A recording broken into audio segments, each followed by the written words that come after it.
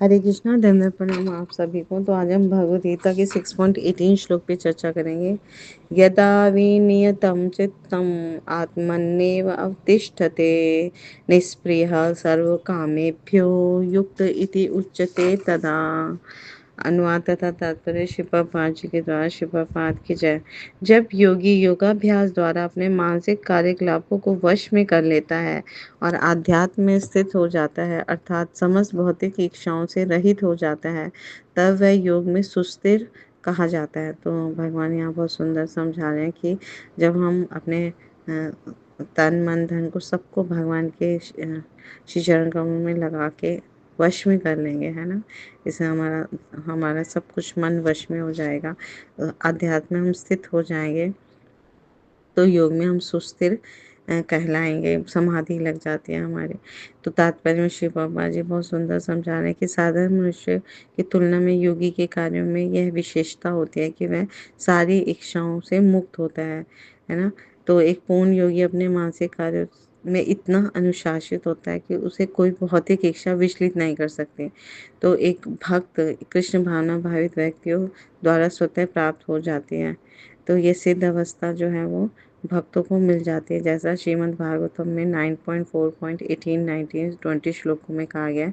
महाराज अम्बरीश जो थे उनको उन्होंने अपने सारी एकादश इंद्रियों को भगवान की सेवा में लगाया। कैसे लगाया वो हम समझेंगे।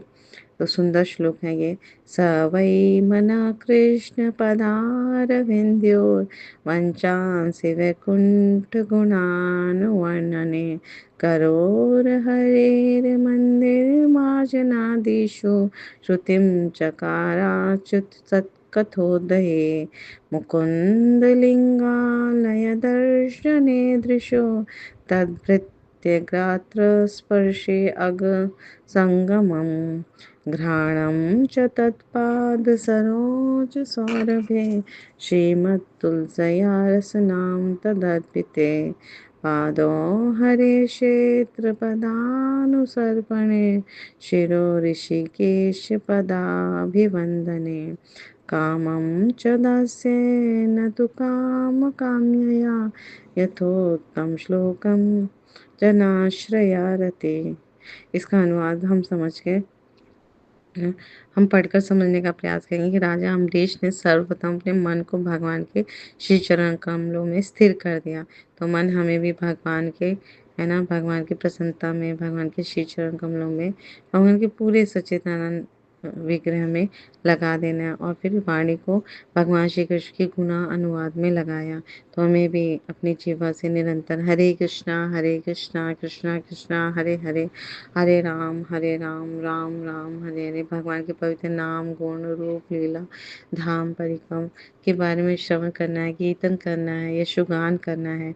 हाथों को भगवान के मंदिर को स्वच्छ करने में लगाया, अपने हाथों से मंदिर मार्जन करना है। कानों को भगवान के कार्यकलाप को सुनने में लगाया, आँखों को भगवान के दिव्य रूप का दर्शन करने में लगाया, शरीर को अन्य भक्तों के शरीरों का स्पर्श करने में, घ्राणेंद्रियों को यानी नाक को अपने भगवान के पर चढ़ाए गए कमल पुष्पों की सुगंध सूंघने में, अर्पित तुलसी का सुगंध सूंघने में लगाया। जीवा को भगवान के चरण कमलों पर चढ़ाए गए तुलसी पत्रों का स्वाद लेने में लगाया। तो जीवा के दो कार्य हैं, प्रसाद पाना और भगवान के पवित्र नामों का संकीर्तन करना, यशों का गान करना। दोनों कार्य उन्होंने जीवा से किया।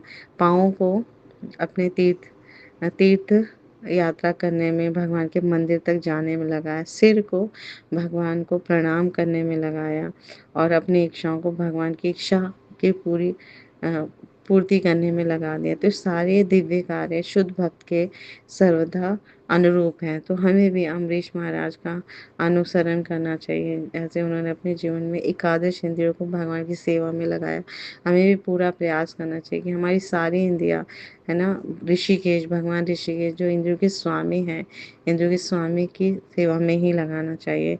तभी हम इंद्रियों को अपना शुद्ध कर पाएंगे और अपना जीवन का परम लक्ष्य प्राप्त कर पाएंगे। तो निर्विशेषवादियों के लिए ये दिव्य व्यवस्था अनिर्वचनीय हो सकती है। वो सोच भी नहीं सकते कि ये कैसे कर सकता है कोई? लेकिन भक्त भगवान श्री कृष्ण का जो भक्त होते हैं उनके लिए अत्यंत सुगम और व्यावहारिक है।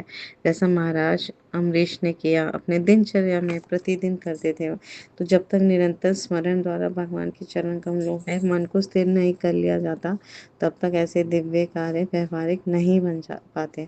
तो जितना अधिक हम श्रवण करेंगे, कीर्तन करेंगे और स्मरण करेंगे, तो हम ये व्यवहार में ले आएँगे सब कुछ भगवान को सेवा करना। तो भगवान की भक्ति में इन विहित कार्यों को अर्चन कहा जाता है, जिसका अर्थ है सारी इंद्रियों को भगवान की सेवा में लगाना। इंद्रिय तथा मन को कुछ न कुछ कार्य चाहिए। हम देखते हैं मन तो हमेशा चलायमान है, सोचता रहता है, विचार सतत विचार आते ही रहते हैं, तो उसको कुछ कार्य चाहिए। तो अगर भगवान की सेवा में मन को लगा दें, तो हमारा मन जो है वो नियंत्रित हो जाएगा, भगवान की सेवा में लगकर और शुद्ध होता जाएगा। तो सामान्य लोगों के लिए है ना, संन्यास आश्रम, जो लोग संन्यास आश्रम में नहीं है, ये इंद्रियों और मन का दिव्य कार्य ही दिव्य सफलता की सही विधि है, जिसे भगवद गीता में युक्त कहा गया है। तो भगवान ये समझाने का प्रयास कर रहे हैं कि इस तरह से हम सारी इंद्रियों को और मन को जब भगवान की सेवा में लगा देंगे, तो हम सरलता से सुस्थिर हो जाएंगे योगाभ्यास में। तो जब तक मन को भौतिक संसार से जुड़ी इच्छाएं और आकांक्षाएं रहती हैं, तब तक मन संयमित नहीं कहा जा सकता। तो संयमित होने का मतलब है मन को पूर्ण रूप से भौतिक आवेगों के प्रति उदासीन बना लेना। तो जब मन में केवल मात्र एक चिंतन रह जाता है कि मेरा लक्ष्य है, सिर्फ और सिर्फ भगवान श्री कृष्ण हैं, भगवत प्राप्ति है, तो ऐसे लक्ष्य के प्रति व्यक्ति जो है वो प्रयास रहता है और अनन्य चित्त वाला साधक योग में स्थित कहा जाता है। तो ऐसा साधक जो है वो योग में सिद्ध है। इसकी पुष्टि भगवान श्री कृष्ण यहाँ पर कर रहे हैं। इसलिए हमें सदैव निरंतर अपना मन जो है सिर्फ और सिर्फ भगवान की इच्छा में लगाना, भगवान की प्रसन्नता में लगाना। Thank you so much. Guru Maharaj की जय, शिव प्रभुपाद की जय, आप सब भक्तवृंद की जय।